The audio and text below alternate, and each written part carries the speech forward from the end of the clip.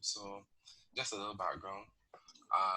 Well, I've been involved in a few um, youth organizations, both here in Barbados, and I've also represented as an advisor to CRIP as well for the 2017 to 2019 team. I'm also a former CARICOM Youth Ambassador for Barbados. So that's basically some of my involvement in youth development work. In a general sense, I am now an IT officer at the You Caribbean. can raise your mic a little bit, Shamar. Sure. I think the mic is on next to your head, maybe. Oh yeah, thanks. That's better. Yeah. Yeah, right. So I'm currently an IT officer at the Caribbean Development Bank.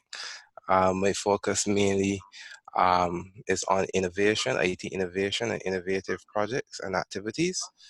Um, Also managing IT systems within the bank's sphere. So we at the bank, we have a keen interest in making sure that organizations, general science in the Caribbean, have a good grasp of technology, and also have a great understanding of the impacts of using good technology. So that's one of my key focuses. Okay. So, in the light of this whole pandemic, we didn't see it coming. And as youth councils and as youth organizations, we know, and most of those meetings are in-person meetings. So this has shifted focus now to where we have to have training sessions and meetings online. Do you see this as the new way of meeting or youth councils meeting going forward? Um, well, that's an interesting question, and to be honest with you, that answer really lies with the youth councils and their decision to take up the mantle and transform. One of the key things I want to mention is that I've heard of issues, not necessarily, I wouldn't say specific to Barbados, but I would have heard of issues where a member couldn't make a meeting, and that particular organization didn't record the meeting. There was no way the member could participate. And when the member asked in the chat, so can y'all just tell me a little bit about what y'all discussed? The member was told you should have been there, right? And I find that, being brutally honest, I find that absolutely ridiculous in this time of day. To be Right. honest, I know there's some meetings that you may not necessarily want everyone to be involved in. That's Right. fine. But when you have a normal community meeting, I think that every input, whether it comes within the meeting, when it comes after the meeting, is valuable input. And the only way you can get that input is if the person had the context of the meeting and they can review it, either watch it recorded, either just listen in. I think that that's very important. So moving forward, not just specifically COVID, but to the overall efficiency of being able to operate as a club, and also being inclusive, because people have various types of activities. Some persons may have killed children at home, some may have sick relatives they have to take care of. So it is very important when thinking in that spirit that such technologies can help you to be more inclusive. Absolutely. So I'm gonna let you begin your presentation now, Shamar. I believe most people have talked on. Sure. All right. So before I start, I just want to say, while there's a presentation, I don't want this to be a me talk to you. I want this to be us having a conversation, because it is important not just for you, but for me too, to hear your views and your comments and your thoughts. And feel free to disagree with me if I say something. And please type it in the chat or unmute your mic. This is a discussion that we should be having here, and not so me telling you what to do, but me suggesting, me hearing your feedback. It could build a presentation, and it can also have an impact on others who are listening in online. So I'll just start with the outline of what the presentation seeks to cover or seeks to bring to light. We want to talk about administrative tools, monitoring projects, real-time volunteer scheduling and task management, having gainful seminar minutes and after action, member management, member engagement, offering of services, and resource sharing and management. And lastly, one of the biggest topics that's spreading all around now, mainly because of COVID, but it was around all along, is that the topic of innovation. So post-COVID-19 environment. So I just did a little survey, looked at BBC News and some other sites, just to see what people are saying will happen or what is expected to happen after COVID.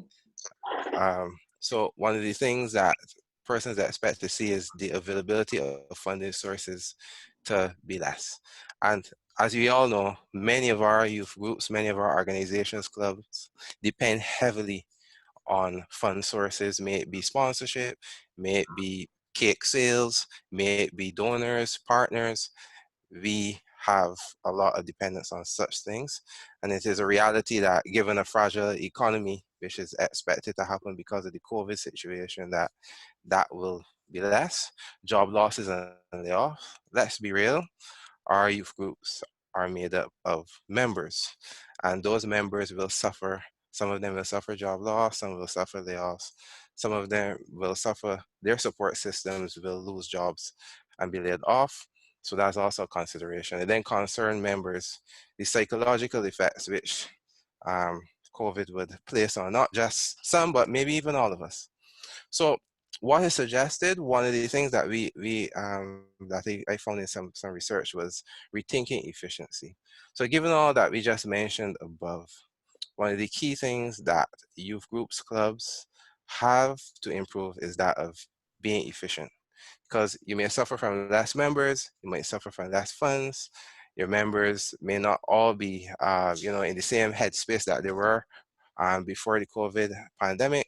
So what do you have to do to make sure that you still stay relevant is rethinking the efficiency and the operation of your organization.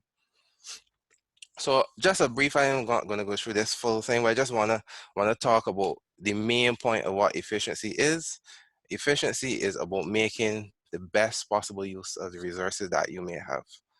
Um, and I want to zero in on that part, making the best use of the possible resources that you have. So it doesn't mean it has to be elaborate, it doesn't mean it has to be great, but just making sure you use them the best way. So with that being said, I want to ask a question. Feel free to use the chat. Remember, I said it will be interactive, so I'm not just talking to you. We're having a conversation. So can you give me your thoughts? Do you think that this is efficient? Just toss it out there. Anybody can answer, anybody can feel free to jump in. Do you think, just looking at this, do you think this is efficient?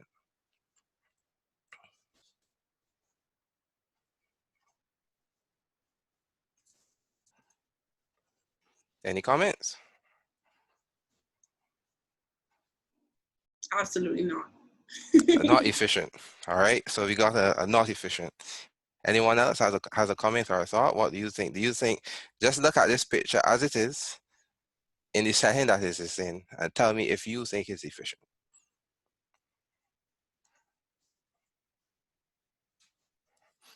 All right. So we have a straight up no. Do we have more comments? I see. Yes. Hey, hey. We have a somewhat in the chat. Yeah, somewhat. Okay. Yeah, So Brittany said it's efficient. it's efficient. Efficient. Okay, cool. That's interesting. All right, anyone else? All right, so another question. Tell me now, is this efficient now? We have this road in the center to travel down. Is it efficient now? Versus the Mercedes-Benz in the corner. Okay, so Malcolm is saying more wheels needed. Uh-huh. To a certain extent, and Kobe is saying it looks like St. John. Oh dear. Oh dear. But I will get into that, which parish it is or is not. But what I will say for sure is that when you look at it in this context, you can tell that the Mercedes more than likely will not be able to carry the load that you see there. And when you measure it going down this pathway, the donkey cart, which you at first probably thought wasn't efficient, becomes efficient, right? So all of that to say that efficiency is based on your context. So just because X group is doing something doesn't mean that it will work for your group. Your group may have completely different members, a completely different focus, a completely different mandate versus another group.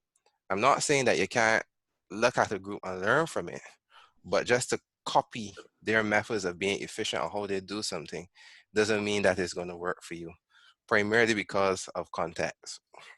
So efficiency doesn't mean expensive, and that donkey cart versus the Mercedes Benz isn't expensive. It isn't as expensive as the Mercedes Benz, but it can get the job done, huh? So that's a key thing. So we want to talk about low cost tools, low cost methods. Efficiency is based on context, and youth groups and clubs must be efficient and relevant for members, for the stakeholders, and for sustainability and longevity. Shamar, Kemba Jordan is asking you to repeat. What exactly do you want repeated, Kemba? Sure. I'm asking him to repeat what he said about efficiency. Efficiency is what? Right. Oh, sorry. I said it's based on your context. So you don't necessarily want to see a youth group or this club is doing something and you want to just copy it to your group because your group might be operating in a totally different context than the other group. So efficiency must be measured and considered within the context that you're operating in. Okay, thank you. No problem. All right, so we can just talk about administrative tasks. And one of the quotes I found that was really great, it spoke about administrative tasks are the backbone of any program. Without them or without performing or managing them properly, the program will collapse. So when we're talking about administration, we are talking about things like how members engage your organization, how you manage your members, how you engage your members. And this is key because it's something that all groups have to do. All groups, clubs, businesses in general have administrative tasks to do. So it's very important to have a handle of these. So I just want to talk about one of the first things that is key in many youth groups and clubs is that of real-time volunteer scheduling and task management. Now, many clubs have members who go to school, who work, who have other activities that they have to do, and therefore they require some level of organization. So, the first thought, I know this bodies do this thing, let me call them and see if they could do it for me. That may be good, but for someone who is operating in a certain context, they need to have some level of organization. So one thing that you can do to help you with that is using things like Trello, Asana. Trello is a board-based type tool which allows you to assign tasks to persons. And what's really good about it is that it gives you reminders as to, oh, this task is outstanding, this task is to be done. And you, from management level, if you're in the management of the group, or just as a member, you can go on and see where we are in a project. And that's a really key thing for members. A lot of members may drop out of an activity because work gets heavy, school gets heavy. And when they come back in, they feel lost. They're not quite sure where we are along the road of progress with a particular project that they may be interested in. Something like this can really help members to keep aligned, help the group to operate efficiency by having an overall view of what is happening. Trello, for example, is free up to a certain level, and that's one thing once you're in here. I'm not telling you or suggesting anything to you that is costly, because remember the first thing that I said in one of these slides was funding sources are going to be low. So talking about being efficient using lower cost tools, if any cost at all. So Trello, free up to a certain level. Asana is also free as well. Now doodle polls, something was introduced to a few years ago, and I found it to be very, very good. The main reason for talking about doodle polls is the scheduling of meetings and stuff. Quite often, you schedule a meeting, you want 5 people to be in a meeting, and everybody got a clash. And then you got to keep rescheduling the meeting all the time. To help to solve that, you will send out a doodle poll, and the doodle poll will just let persons put in what is the best time that will suit them based on what they have in their calendar or their schedule. Now, it doesn't mean that you will get everybody in the meeting either. But what it does mean though, it adds to your ability to find out from your members what is the best time to meet, right? The most optimal time. And that's a very simple tool to achieve a great thing, right? But one thing to know about this entire thing is that capacity building in these tools is important. It's not just to say, yeah, so we can use this tool or we can use that tool. It's important to have sessions with the members and show them the tools that you are going to be using, how they can use it, so that you make the best use of the tool and you're really efficient. So member consideration. So one key thing that I want to talk about is in terms of making sure that you're inclusive of your members and so on. Now, there's this big fact and big reality that many members may not have connectivity at home, internet, or when we go to an event and we're doing our youth work, we have a case where some don't have Wi-Fi and they may need Wi-Fi to contact other team members or to coordinate with vendors or something of this sort. It is important for us in the efficiency of things. You have small members. Members are not necessarily going to choose to spend their own resources to help. That's not always possible. Some can, others may not. And post-COVID, once again, people will lose their jobs. So there will be low funds once again, even in the members' pocket, some of them. So it's important where clubs and youth groups can assist. We're talking about things like if the club procures a dongle, a Wi-Fi dongle, you can, if I know my member has to do administrative tasks, they may not have internet at home, they rely on phone internet, I can give them a dongle. Dongle probably costs $15, put on some service on it, and let that member who has to do administrative tasks for me or for the organization be done. It really helps with the efficiency because a member doesn't volunteer for activity doesn't mean the member doesn't want to do the activity. The member may just not be able to. So these things we have to consider. Of course, it's not something you broadcast either.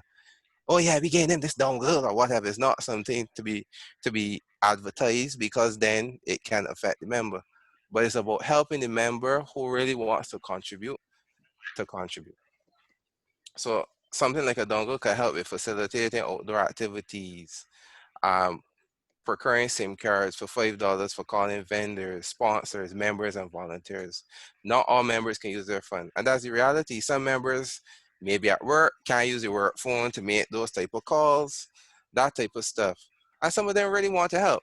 So to help with the efficiency of that operation, you may very well consider having a $5 SIM card, putting a $10 credit on it or how much ever, so that they can call sponsors because something like that is very key in making sure that any activities that you're doing are well funded, or if they are funded at all.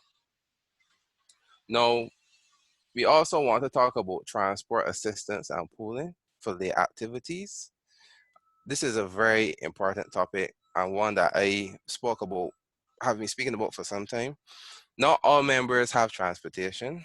Sometimes events may run late. Sometimes you're working on an event the next day, activities running late. I want to contribute, but I don't have transportation. How can my youth group, how can my club, how can my organization help?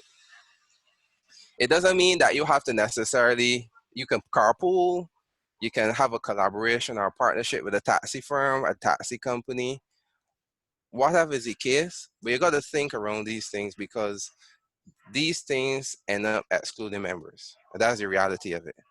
And it doesn't mean you need all the help you can get in times like this or after. So you have to try to utilize whatever you have to either help a member and be inclusive. So we just want to talk now about monitoring project impact. Now, I'm sure we are all familiar about doing surveys and taking observations.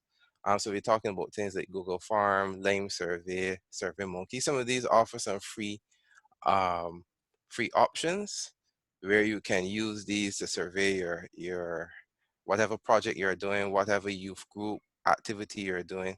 And it's really key because one thing I want to say is when you are looking for a donor or you're looking for a partner, it is not good to come empty-handed. The first question they're going to ask you is, what is this project about? Who is this project helping?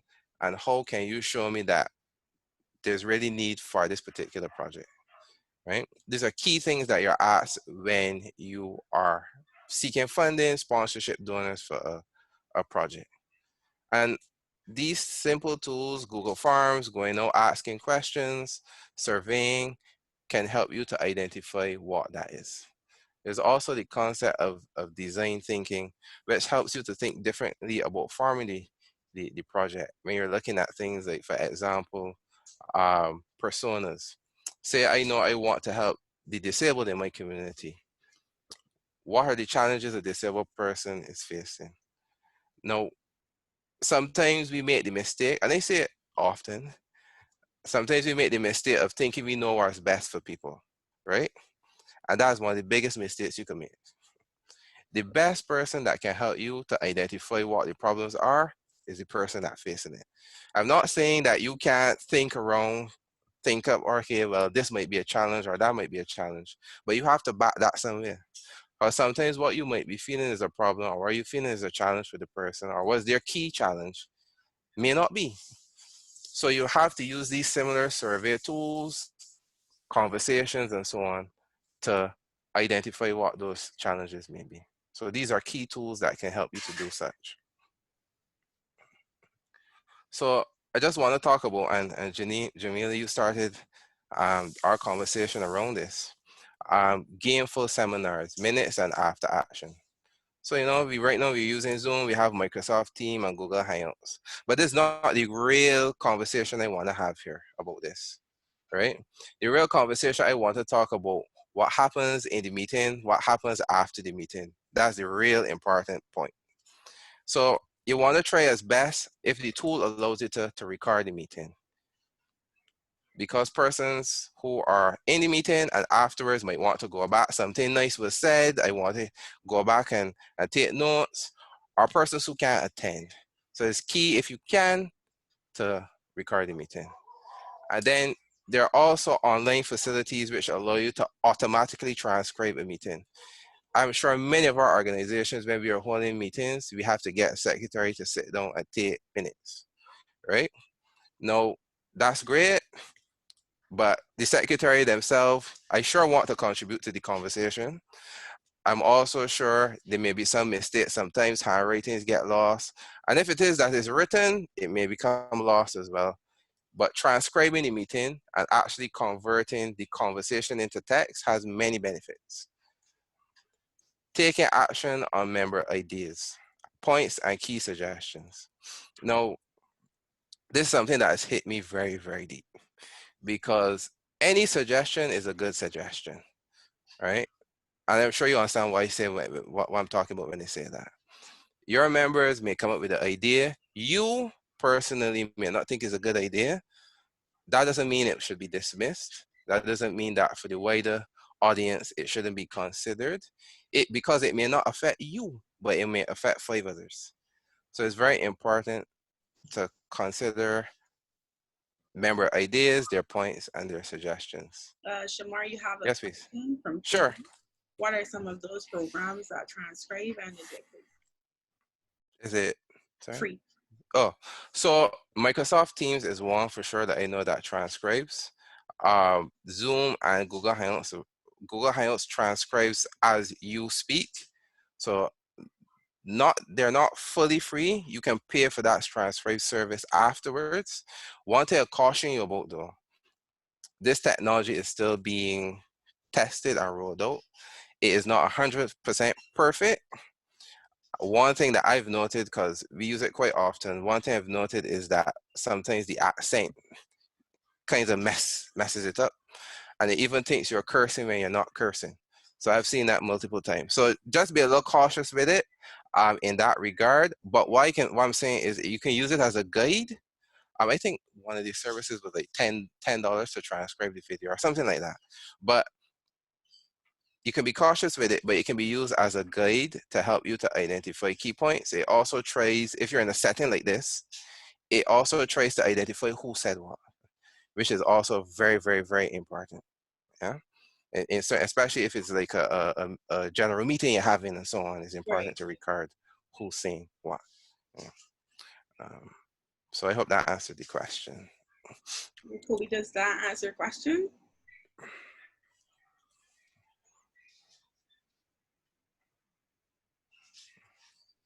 Yes, it does. Okay. Yeah. So having a running board of ideas and status. Now, say I am in a meeting, say I'm in this meeting, and they make a suggestion to you. I think we should paint that house blue. And you just hear me and say, all right, cool, thank you for your comment. And you just roll on, right? Like you ain't say anything. You ain't record what the person say. You ain't, because they can see you sometimes. If when we were in the room setting, you can see you make a comment and nobody write nothing, right? It's just like, why talk for, right? It's very important to show, regardless if you think the idea is a good one or not, that there's interest in the member's idea. Also the status on the idea. So if you open it to the forum, you get thoughts on the idea. Where are we along with the members' idea? When you can have a board, the same Trello that I mentioned previously, and you can set up a board like that to show all the ideas that members made. You never know. A member might go to that board and say, you know what, this is a good idea. No, let me put another spin on this.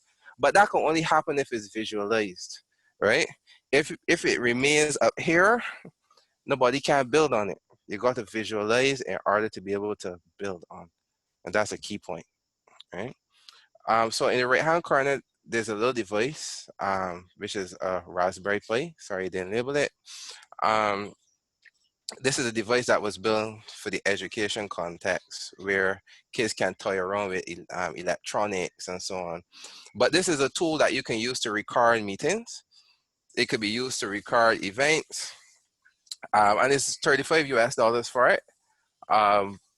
That can go and flow into your text-to-speech converters, which can convert it from speech to text or text to speech.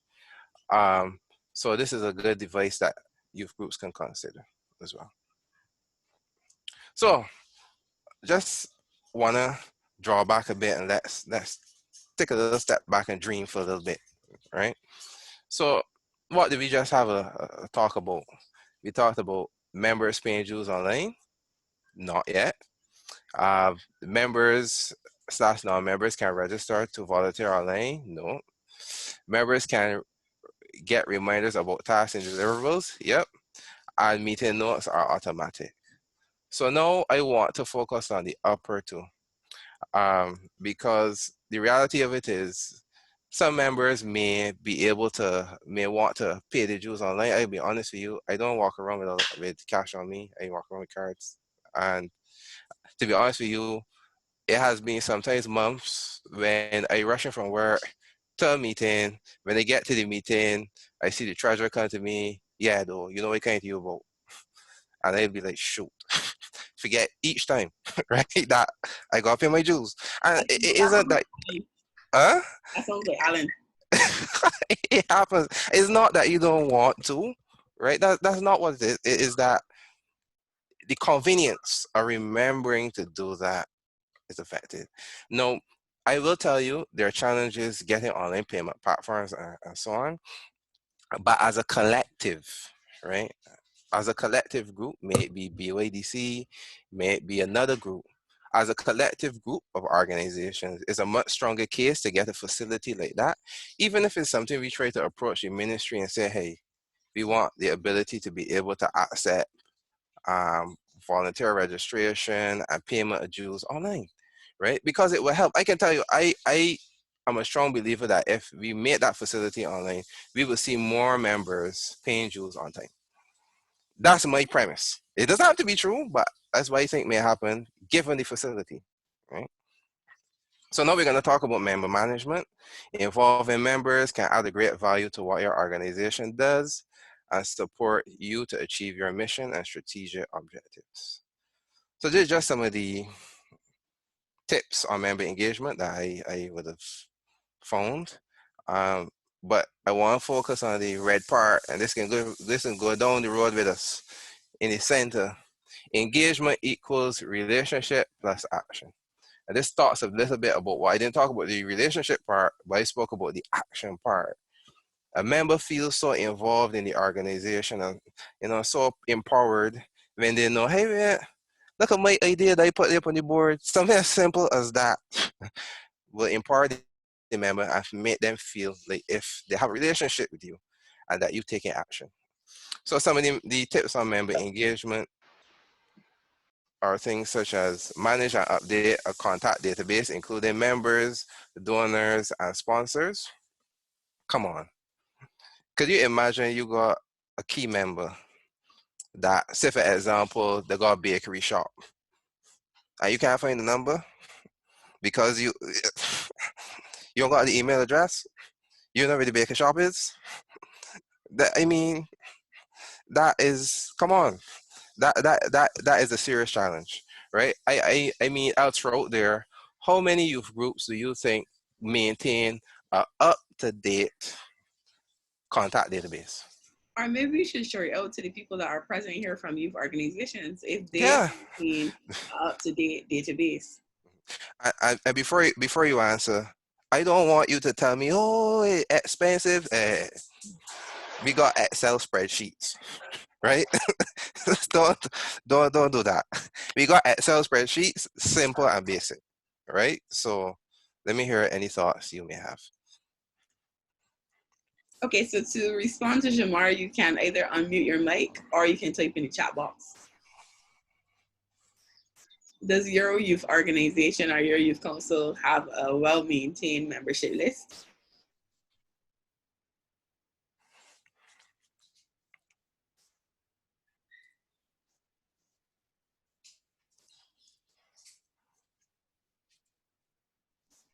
Well, I think you mashed some people currents because I ain't seen no responses. I'll tell you something, right? I'll give you a scenario that really it rubbed me kind of deep. I was doing a project when I was CYA. I wanted to build a contact database for some youth groups. And so I went and I asked, can I get I won't say who this was I went to. I went and I asked, I want an update of the youth groups around the country, right? It wasn't BYDC, just to say, I want you a data of these groups. I get a document for 2003, right? Some of these people don't even part of the organization anymore, right? That is a problem, right? If I mean, that is a baseline problem for collaboration. It is a baseline problem, right? And again, it does not, I know people can say, man, it's expensive not to use a Google Docs, a Google Excel sheet. We have people on from different Caribbean islands, and I know our accent is a bit hard to follow. Kemba asking, can you repeat? I didn't understand what was asked. Sorry. So Kemba, Shamar was saying, do you have an updated member list for your organization? Do you have all their contact information, contact numbers, and location? Oh, okay. No, well, we have a chat where just I guess we in contact. I don't know. I guess so. I think it's pretty okay.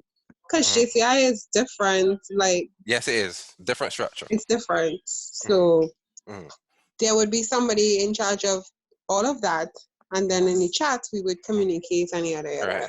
Right. And JCA has a just to add to what Kimber is saying. Sorry to interrupt, but just to add to what Kimber is saying, our membership list is mostly up to date, I would like to say, in terms of current members that are active. Yes, we have contacts, locations and like what side of the island they live, the email, stuff like that. So anytime we have any information to think about, we always email them to the members, and we also send it into the multiple chats. So once we, like when the meeting starts, we always have a attendance list, everyone put the information. And if you're new, we'll add you to the new members chat basically. So you'll be in the loop immediately as you join or show your interest in joining the organization. Yeah, cool. Before you go, what island are you from? Tobago. Okay, so that's Tobago, and Kemba, I'm assuming you're from that. I'm representing Tobago JCI Tobago as well. But the thing is, I wasn't hearing him clearly because of breaking up or something. So I was trying to figure out what you were saying. But I got on to the part where he was talking about the prospective member chat. Right. So Okay. yeah. Yeah, that's no problem. And thank you for that intervention. One thing would add though, definitely, and that's why you talk about context, right? Which comes back to what I was saying. For example, I was a member of JCA as well, and JCA within itself, being an international organization, follows a certain structure, Whoop, whoop. right? And sorry. She was laughing. Oh I was like, yes, yeah, whoop, whoop, yes. yay, yay. So I know the structure of the organization pretty well, and they have a portal. They have a literal portal that they use and so on. So given their structure, it will be a little different than some other organizations which may not have that structure, which is a problem. But again, I go back to being simple. You can use a Google form and you could use an Excel document, right? And you could search the Excel document. The challenge comes is with keeping it up to date. That's where the challenge comes because, for example, let's use JCA for example, the president changes every year, right? And you got to keep, that doesn't mean that president is going to continue being involved. So you will keep their contact information. It may be right, it may be wrong, but then the updating becomes an issue. So that's another challenge. So thanks for the feedback and the interaction. So Oh, yes, we have Jamila. two comments. So Sure. Malcolm is saying Mhm. member databases go a long way. And Malcolm is also asking if the document will be circulated after the presentation. The presentation is actually being recorded. So you will get the entire video, the interaction, as well as the presentation sent to you, the replay will be sent to you. Great. All right, no problem. And thank you. Thank you for the comment, Malcolm. So yeah, so agreed, member databases are key. And even for umbrella corporation, umbrella bodies like youth councils and so on, you have to keep contact with your members because that's the only way you can facilitate collaboration, right? So creating online event registration and payments. Sometimes you go to a event and you're a little lost as to what happening. You're just walking in, you're not sure. Also to help better plan. Now, I know people say they come in and they don't come. I understand. That does not mean that you can't do registration. I can tell you a trick, right? All right, let me not use the word trick. I tell you a concept. For every person that registers, whether they come or not, right, they would have had some sort of interaction with you. So they would have known about you, they would have known about the event or something or the other, right? If you don't promote registration or anything like that, there's no interaction at all. So even if they don't make it to the event, I don't think that anybody can just feel lawless. Oh, I can just go and register for this thing because I feel like, no, right? They had interest. So that forms as an act of promotion for you too. Simple promotion. So online registration, even though they may not attend, it still works in your favor. Okay, Shamar, we have a couple more questions. Sure. Mm-hmm. Asking, what is the structure and was the structure and portal expensive to set up? And what would be your recommendation for youth groups? Which portal is that we talking Kobe, which portal? I hope he doesn't mean GSA because JCA. He said that's JCA. yeah, right. So that I can't answer about the cost of that particular one. That is managed by JCA International, and the JCA members can step in on that. That's an international thing. That isn't local level, Okay. right? But what I was saying about cost, though, remember, you can start with something as simple as an Excel database or Excel document. Most systems, if you're going to develop one, the developer can just import that database. So they can just read it in whenever you're ready to upscale. And you can use the simple sort functions in the Excel and all of the formulas. You can start small. My thing is, if you always sit down and want to set a grand plan for this big, nice, fancy portal, you ain't never get there sometimes. Correct. Because you gotta put the cog, you gotta make the cog turn. Regardless of if the cog turn slow, that you can't even see it moving, but the cog got turn. So my proposal is to start with something as simple as a Google Doc or Google document. and Google Excel sheet, which is free once you sign on Google, and use that. That's Okay. my suggestion. We have another question from Malcolm.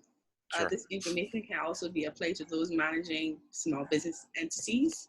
Agreed. Shamar, can you expound more on this? Sure.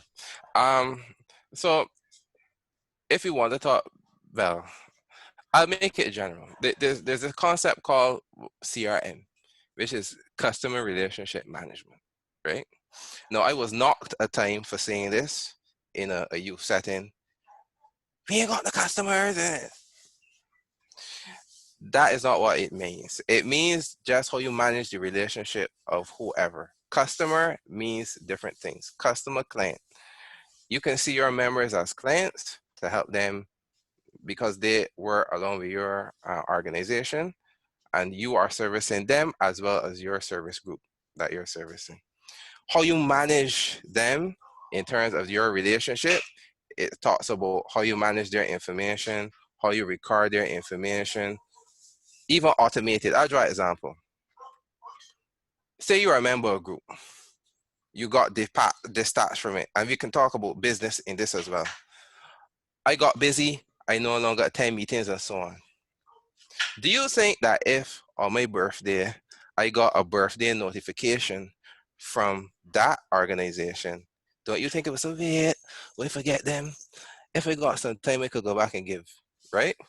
Simple things like that. We ain't talking anything big. It could work for business too. Happy birthday from us here at We Still Thinking About You. Simple things like that. Just simple things like that can really help, right? Keep the engagement and build the relationship. So it may be business, may be youth groups. Managing your relationship between clients, customers, members is key, primarily because they're people, right? And nobody likes to tell you the same thing all the time.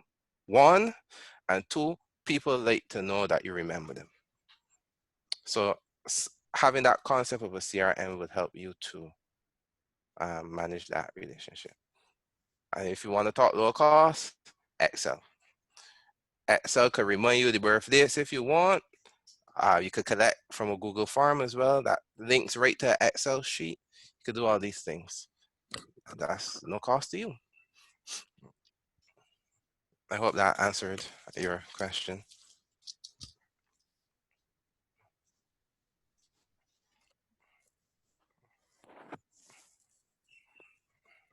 Right. So I just go down a little Yes, yes. further. Malcolm says yes. Great.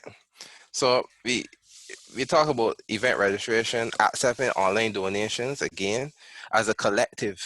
That would be a great thing to have. I'll be honest with you, having online payment systems with banks and organizations is a challenge. I know that up front. But even if we want to consider things like maybe a money approach, if you want to consider something like that, do you think you would get more donations if people didn't have to physically find you and give you the money in your hand? Don't you think you would get more like that?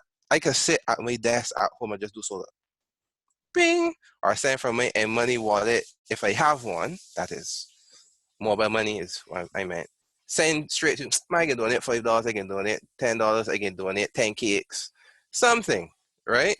But yet that avenue has to be open for person not to necessarily have to come and engage you and find you, but that they can give whatever they can give in the best possible way. That also adds to efficiency.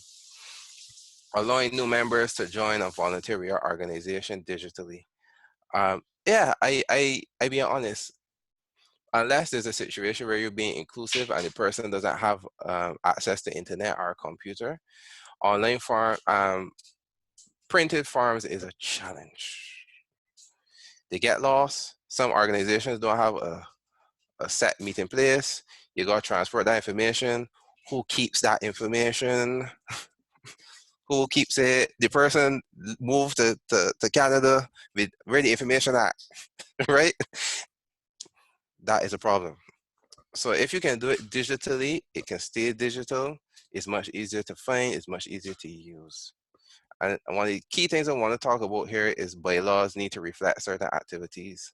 I know of a few organizations, one it was a member of, that the bylaws were speaking specifically to face-to-face GMs. Face-to-face GMs.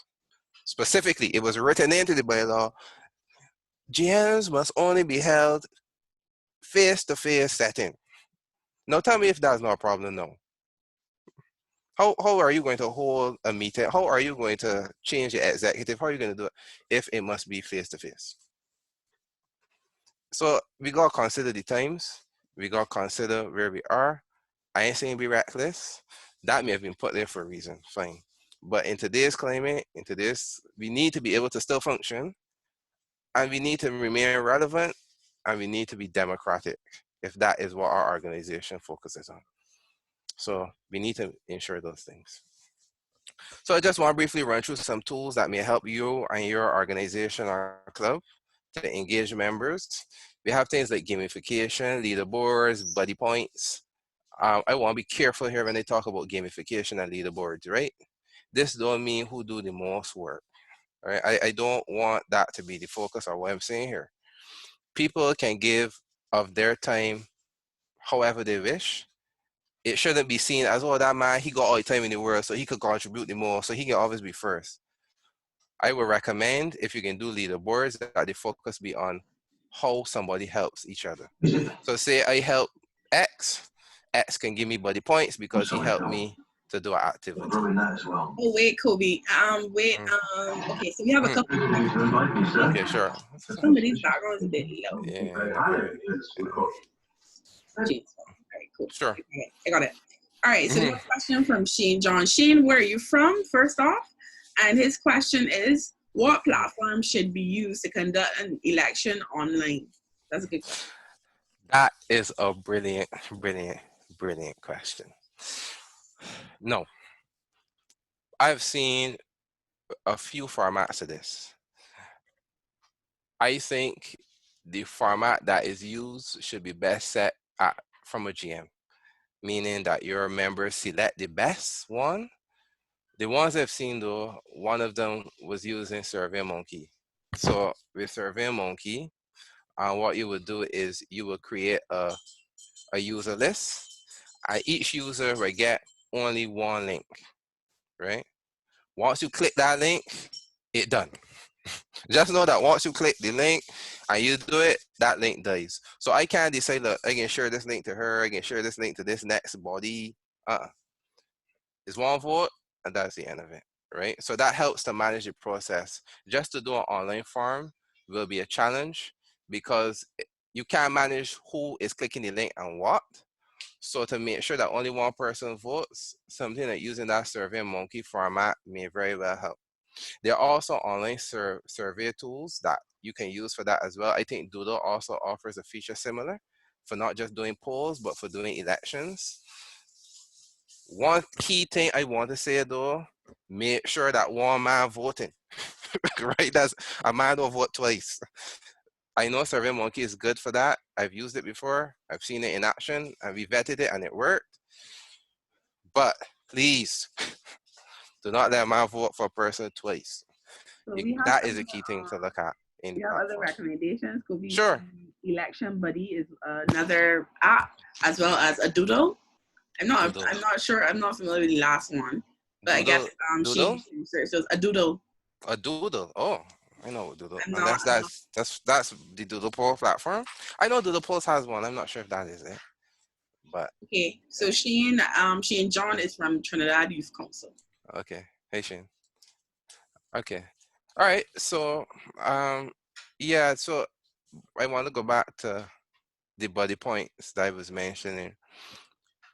A member should be able to give another member a point if they work together. And I'm not saying you get a friend, no. That's not what we're talking about.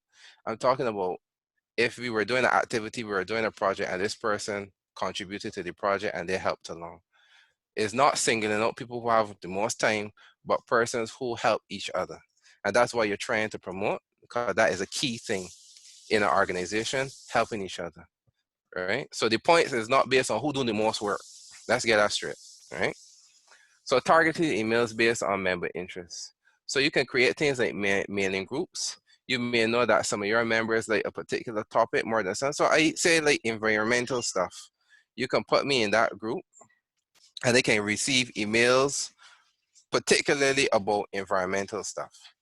So organizing mail groups can help you to say you want to send out something, you don't send out the same, you don't send out something to every single body all the time. You may want to target a particular group sometimes. In that case, you set up a mailing group and members can volunteer, add themselves to that mailing group using a form and say, look, I'm interested in environmental stuff, I'm interested in technology stuff, I'm interested in X, Y, Z. That will help you to manage as well. So things like online challenges and hunts and so on, you know, making it engaging. You don't always have to create a physical event to try to engage. I know a lot of people don't like the setting of online meetings because you can't necessarily see people. Face-to-face meetings, in my view, sometimes will still have their place, but engaging people who may be busy, who maybe can't get hooked because they have to watch kids or something else, you want to try to reach out to them too, right? So think tanks around member ideas. And this is something I think is key. Why should I not be able, if I'm not able to attend a meeting by listening, why can't I send a voice note to somebody that in the meeting and let the boy play voice note for me? Hey, baby buddy boss, right? What's wrong with that? Right? You know, so things like that, being inclusive, and I really want to hear what my members have to say. That says that about you as an organization. When you allow different modes of communication.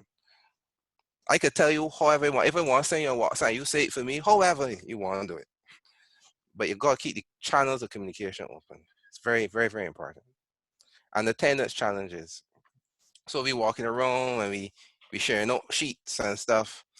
There's nothing wrong with trying to use your phone at a little farm or so to collect attendance. I think online attendance should count as attendance too.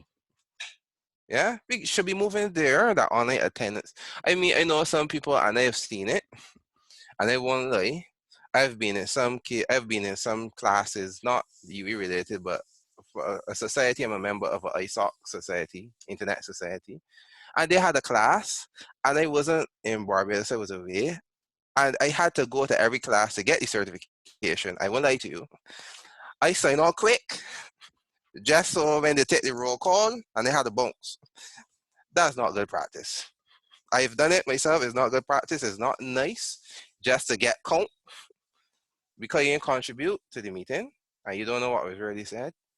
So that's a challenge. But if it's recorded, maybe you can go back. But don't fool the system. If the organization allows you to be counted as an attendant online, try your best to be part of the meeting. Yeah.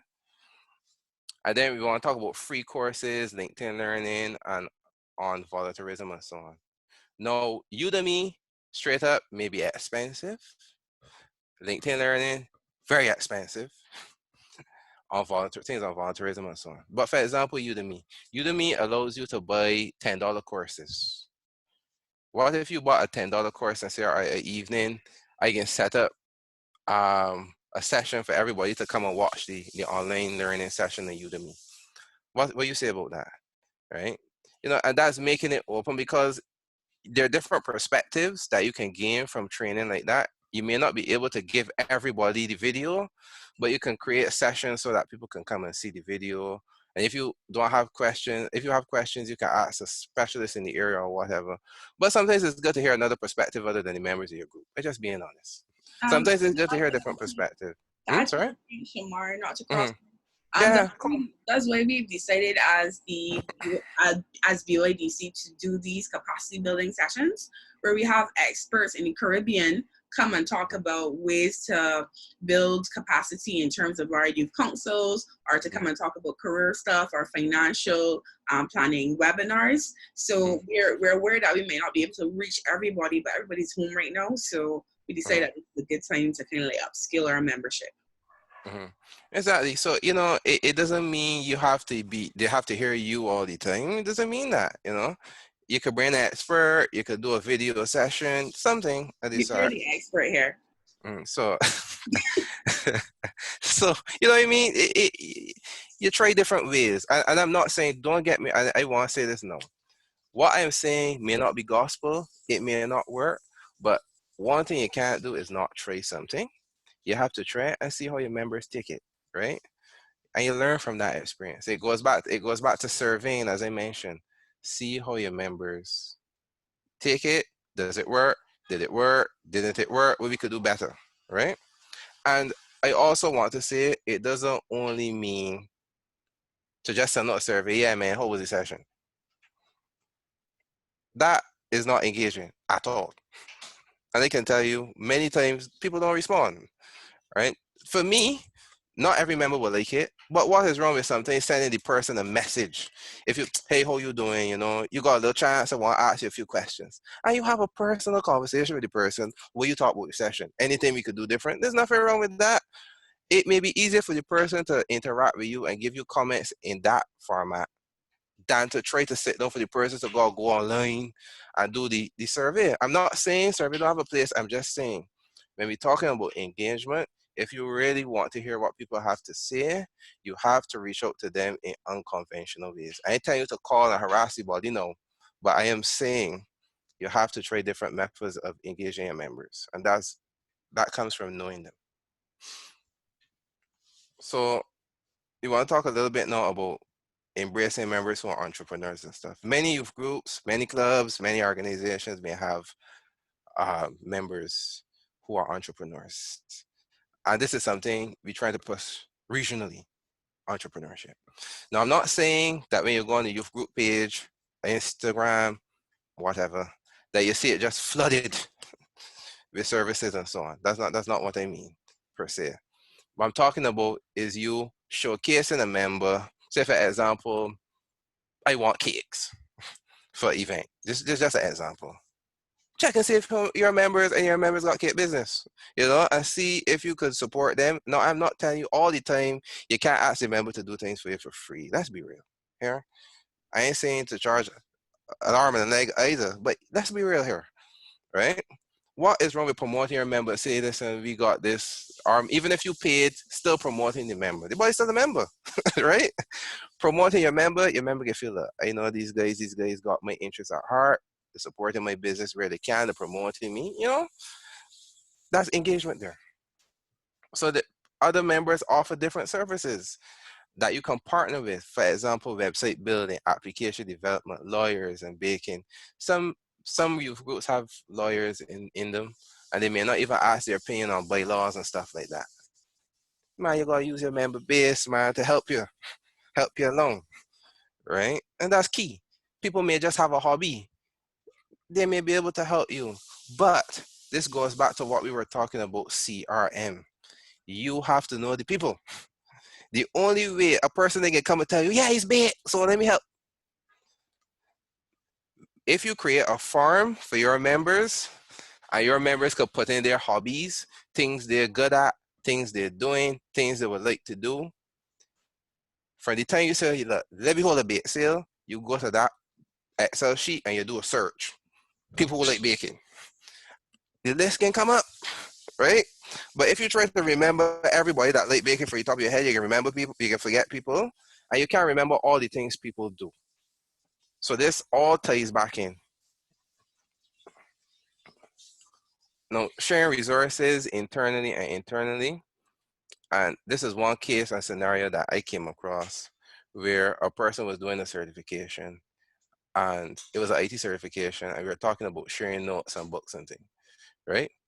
If I did my certification, yeah, you may want your books for reference. There's nothing wrong with lending a member of the organization the book or the resource or whatever. They're members, right? And you have to facilitate that activity, the activity of being able to share resources internally, right? My club may have a sale. Say, for example, and this is something I feel strongly about. Say I held a fair. I got 20 cups left over. I ain't gonna hold another activity like that for next year. No, I can take them cups, I can put them in some warehouse and storage. They can either get bad and crack up, or something, they can get teeth, something can happen. What is wrong With me knowing that another organization has an event the next week, the next month, and they give them the cups. What could be so harmful with that, right? Because we all gotta work together. Again, resources can be scarce, we gotta work together. But to be able to facilitate something like this, you have to organize the events. And this speaks to a key point here. Clubs and organizations holding events the same day, fighting for the same sponsors, the same members. How? That is, You yeah, have a sorry. personal reaction from Keon. You want to jump on? Sure. Keon? Sorry, no, I was just the point you just made. I was just thinking about. It's a very interesting point. Mhm. Well, in terms of youth organization, instead of working together, they work against each other, as he was now saying, having Mhm. events the same day, hoarding resources. If you work together to make the thing nice, I guess. It was just a reaction to his point that he was making. Sorry. No, no, that's good. That's good. Thanks. That's good response. Yeah. Mhm. Yeah. So, but no, I'm being serious. We gotta share resources, and it's not good. I can tell you some organizations has put down things. Say you got juices, you know you can hold another event. You can let juice spoil, really? When you could really give the juice to organization that got event the next week. What, are we really serious about being efficient, not just for ourselves but with others? We have to consider that. But one of the things that I see as a barrier to this is how we organize the activities. And there's a question I ask, should we not be able to see a list of activities and events that other youth groups may be having at a given time? When we sit down to plan an event, we shouldn't all be planning an event for the same day. Many of our youth groups share members. Many of us do. Some of the smaller islands, some even the bigger ones. But the reality of it is, members scarce, members may get more scarce. You can't have an event the same day. We got to find a way to organize ourselves in such a way, which could be a simple Excel form. I want to hold my event this day. I check an Excel sheet that the umbrella organization have. Well, I see that thing had a proposed day for this thing. I may be able to consider another day. I'm not saying it's going to work perfect, huh? I'm not saying so. But what I'm saying is we really should not be holding the same event, the same day, attacking the same sponsors, same members, and the patrons or whoever we're trying to serve, go make a decision. Should I go to this one? Should I go to that one? Which one should I go to? And sometimes at the same time too. Not even to say one in the morning, one in the night. Told them the same evening. So how can you muster support for something like that? So these are things we have to consider. So let's come back a little bit and we go back to the context of dreaming. Coordinating activities, planning, making sure that you could coordinate your activities within and outside your organization as well with others so that you don't have clashes. Studying your member, paying attention to your member. You know your member's interests, your group is easily accessible, WhatsApp, Google. I can send a voice note to a meeting and somebody play it for me. Make sure the group is accessible. Groups can share resources internally and externally.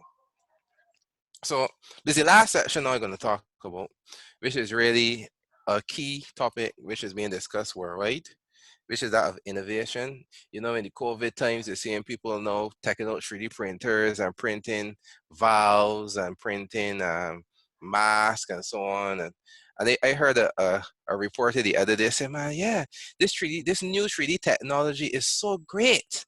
It's 3D technology has been around for years. Let's just be real. It's just that we only know recognizing it because of the position we've put ourselves in. So the conversation I want to try to have here is how can we innovate within our youth groups? Is there a place for innovation within our youth groups? That may be a question you may ask.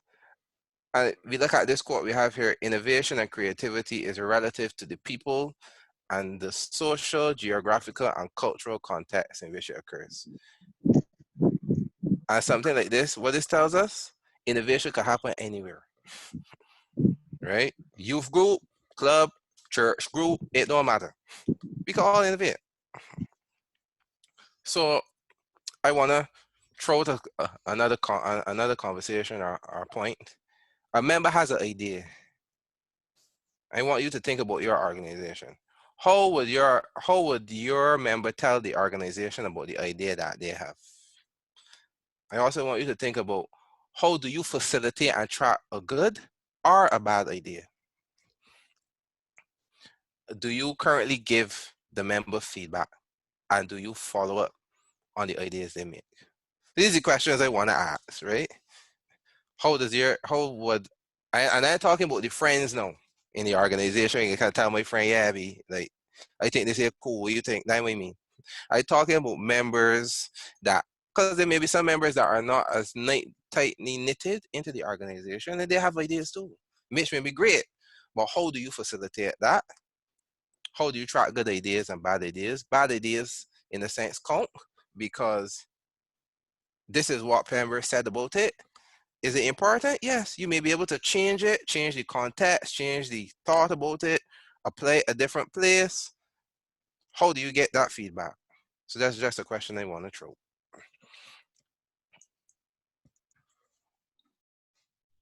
I don't know if Jamila has any comments. If you have any comments about how does your organization do this, tell me.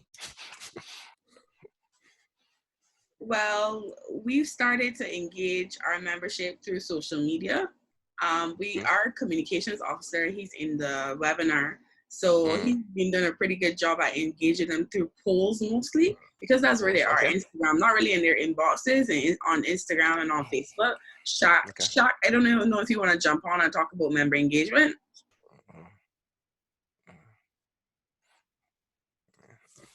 Hi, good evening, everyone. As it relates to the member engagement thus far, well, we have been seeing a growth in terms of the numbers of persons who engage us on our social platform. To this date, we have increased by 396 persons who are now engaging in our Instagram platform mainly, and then also our Facebook platform. But we're using social media engagement mainly through the posting of such through our Instagram page, and then we're using that to then point them to the other channels.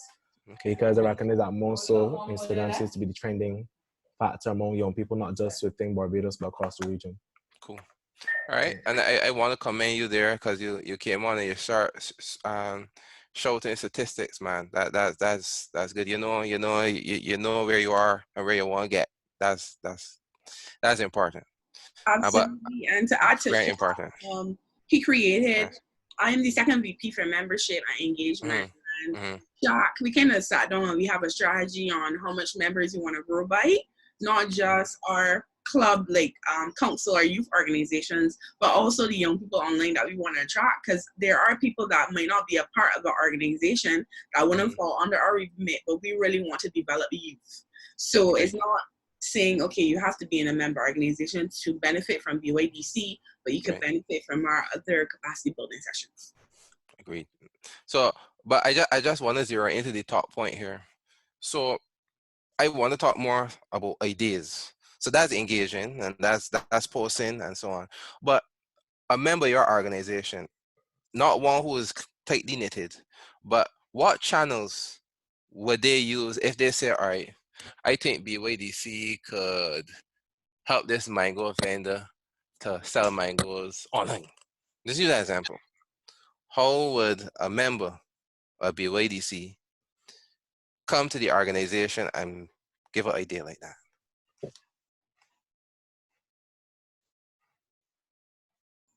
You mean from the channels we already have set up? We have a inbox that we correspond with our member organizations, but we figure people are more comfortable communicating via social for some reason, so they find it easier to send a DM or to respond in a post rather than drafting an entire email. But that's just my experience. The other committees or other islands, I know there are people on from Trinidad, Tobago, and Bahamas. They could share their experience. Yeah.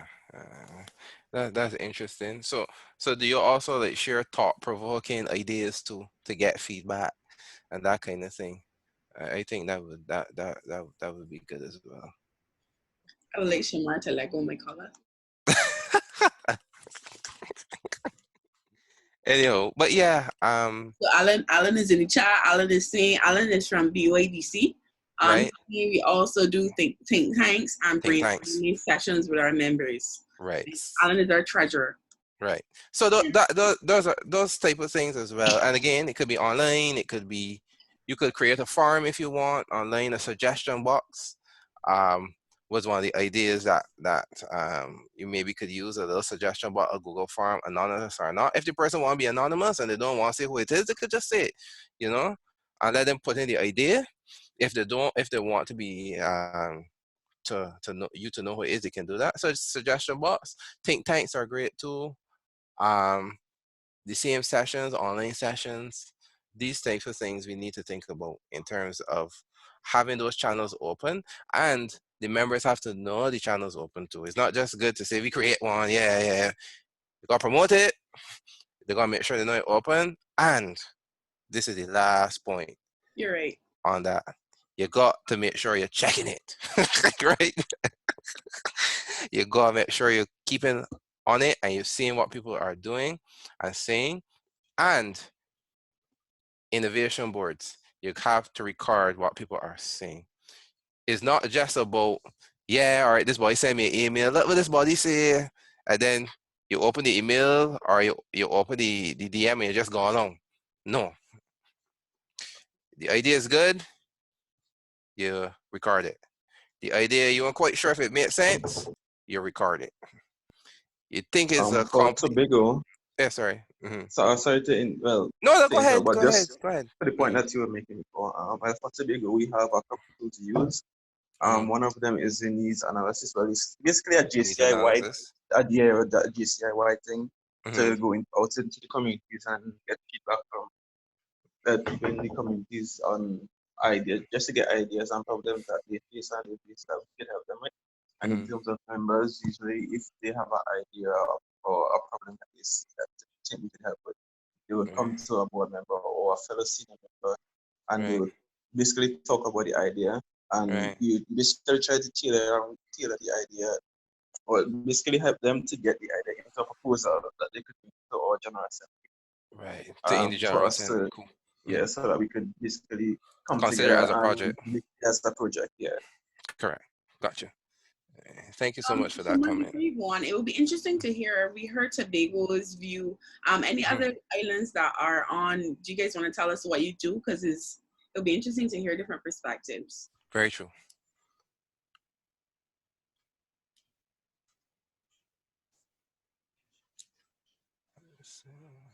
You can either unmute your mic or you could type in the chat box.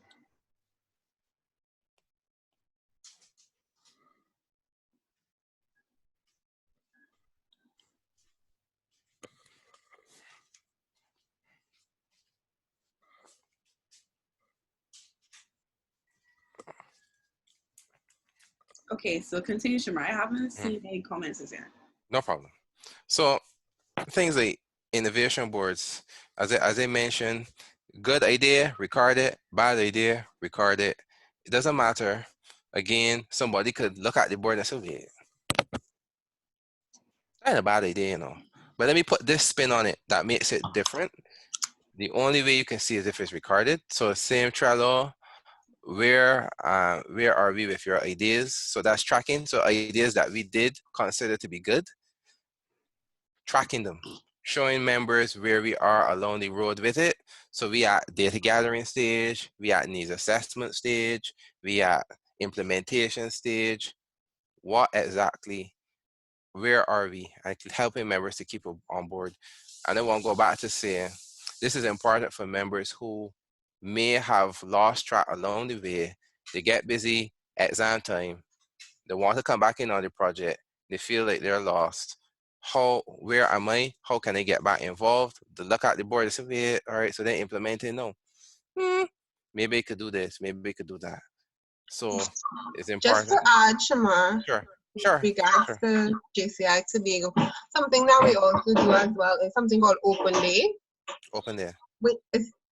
So where we have engagement. Now, normally it would be where we target certain areas, but I think it's something that all youth councils could use now, but a social open day where you create a team and you reach out to persons on your social media contact, telling them about, you know, whichever youth forum you're in or whichever you're part of and what, you know, what you're about.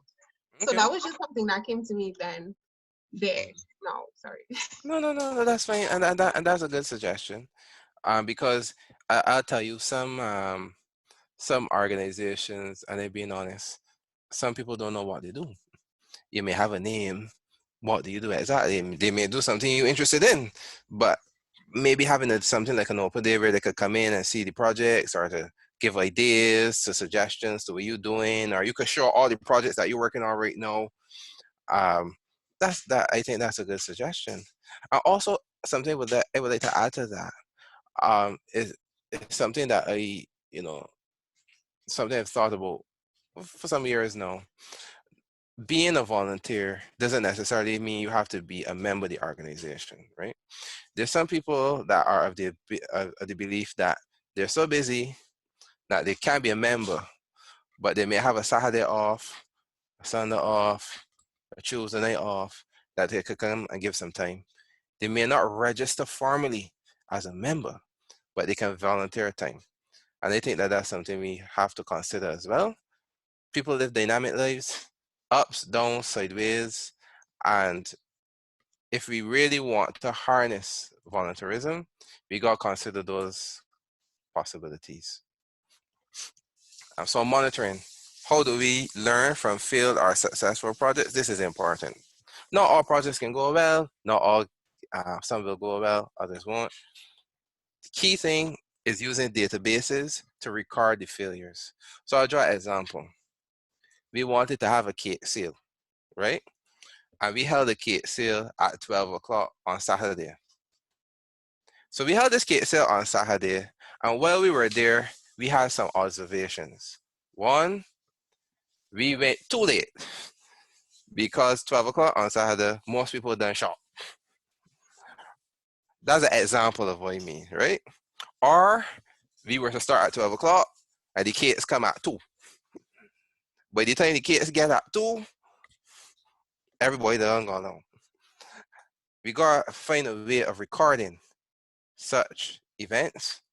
And don't get me wrong, this is not chastising anybody. I just saying you have to record failures in order to continue to make successes. So it's key if you got your cell phone or you got a little tablet or you got notes that you could type out later.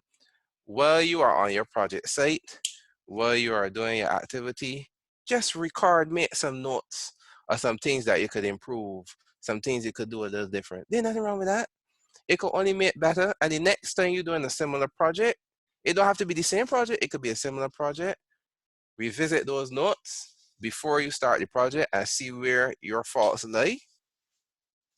And then from there, you start to build a better project. But we have to build on things that went wrong. We can't keep starting from scratch all the time. We just can't, right? There's no time for that. There's no funds for that. And there are members to waste for that. We all have to build on each other's knowledge.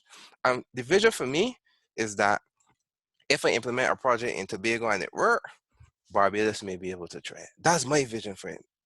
But we gotta start at the local level first. I'm not even sure we're really recording project failures as is. That has already happened, actually. I said that has already happened, actually. You have an example. Safe and sober zone. Can you repeat that, sorry? I said the safe and sober zone. Safe and sober. Yes. Correct. But don't forget, guys, you speak again. I won't go back. Context. That is a JCI type, and the JCI group is a very tightly knit regional group. All right. That's very fair. Let's be fair with that assessment. JCI is a very tightly knit group, which is great. But other youth groups don't have an international, a regional presence that you have. Some of them aren't affiliated with an international body. So they won't have that you have. So it's harder for them to learn from other groups. Whereas it's easy for you to pick a project and say, yeah, there's a great initiative. Let's use it here, right? So I was thinking in a general sense, and that's great. Yes, I'm actually familiar with the Safe and Sober campaign. That's great. But how do we include the other youth groups? How do we get other youth groups and clubs to learn from each other, learn from their mistakes, and build on the projects, right? And that's something that we really need to consider. And lastly, low cost innovation kits. So I don't want us to think innovation is only technological. I know I said technology and was talking about technology post-COVID, but innovation comes in many different forms. It comes in science, it comes in persons writing books, it comes in a specific type of cake that somebody bakes. Innovation is not technology related, okay? It is not specific to technology. So anyway, youth group can help its members and foster innovation within the group. Maybe I know 4 people that want to do that like cakes. Let me see how we could make a nice cake, a different type of cake. Maybe the youth group buy the supplies for the cake. You know, you have a little cook-off, a little something. You know what I mean? Like try different ways of fostering innovation within yourself. You never know. That same innovation that you do, you may be able to turn around, offer it as a service from the youth group. You never know. Who knows? You might come up with a JCI cake. Who knows? But you have to foster the innovation. These things don't just breed and grow on their own. It's something that you have to think around as an organization. Leadership has to think around. And you got to know your members to know what they're going to vibe with. They ain't going to vibe with everything. So you got to know what to choose. So what's the dream? And I adjusted the dream. Y'all don't have to agree with me. Y'all can tell me if y'all agree or not. But this is my dream, or where I hope things go in terms of youth development, youth work. Efficient members, efficient resource allocation, efficient collaboration, efficient meeting, fostering innovation and ideas should hopefully lead to efficient youth development.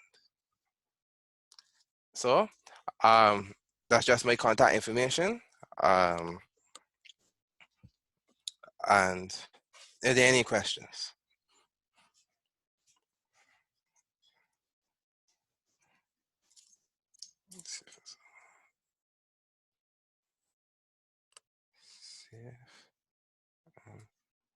Any questions, guys? Right, so if there are no more questions. Oh, one question? But there's a comment that I put in the chat.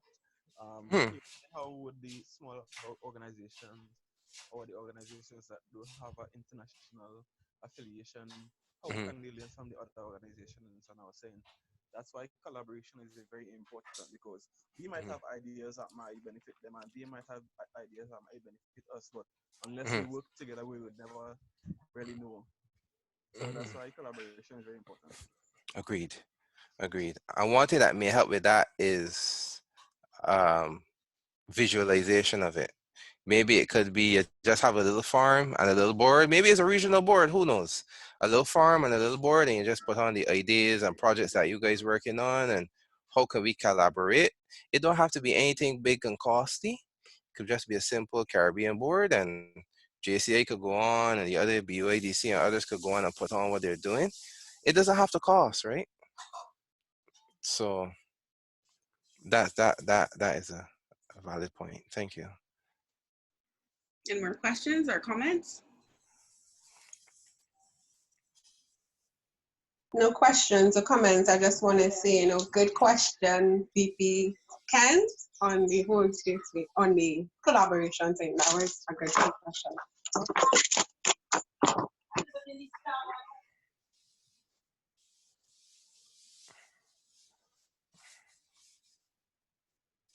That was Kemba just now. Yeah. Okay, all right, great. Yeah. Right. So thank you guys very much for tuning in. We went over time, but this was an enjoyable interaction with Shamar. So Sure is asking, will the presentation be available? The presentation was recorded, so you'll get the replay if you did not sign up for, if you didn't sign up for the session, could somebody post the BYDC email? Please send us an email and we'll send the replay to you. So if you are a part of our member organizations, just send your email. Okay, just send your email. The executive members are here, so they're gonna put our email in the chat so you can email us. Terry Ann is saying, not a question. This was an excellent session, so informative. Thank you very much. Our next session will be next Saturday. We're gonna be meeting with a clinical psychologist, Krista, and she is going to talk about mental health and COVID-19. A lot of us have very busy schedules and we're used to going in our routine. I know that routine is broken and we aren't as busy and we aren't busy being busy. It's been a struggle mentally for us to maintain or to rediscover who we are outside of all the meetings and outside of constantly going. So she's going to be on next week. So if you're interested in joining that session as well, just send us your email. Our email is bydcexecutive@gmail.com. So just send us an email. We'll send you the replay as well as the other sessions we have lined up. So that's the next session. And then we have a session with me on career-wise, what's your next step? Because as Shamar mentioned earlier, there's going to be a major follow in terms of the job market. There will be a major shift. So I'm kind of excited to have that discussion with people on what the new world of work will look like. So thank you very much for joining. Okay, so a few comments. Malcolm is saying, great session. Thank you, Shamar. Thank you, BYDC. Kimberly Gilbert. Kimberly Gilbert is from Crick, right? I'm pretty sure we met. Former Crick executive, yeah. Former Crick executive. Thanks for joining, Kimberly. Keep it up. Raquel is saying, great presentation. Looking forward to the next one. Thanks for the information. So guys, thank you. Our email address again is bydcexecutive@gmail.com. So we'll be happy to send you the replay. So I'm hoping that our secretary takes all these email addresses so that we can reach out to everybody. All right, so bye guys. Thank you very much. We're gonna end the presentation here. Thanks, Shamar. All right, thank you. Bye. Bye guys. Bye. Thank you.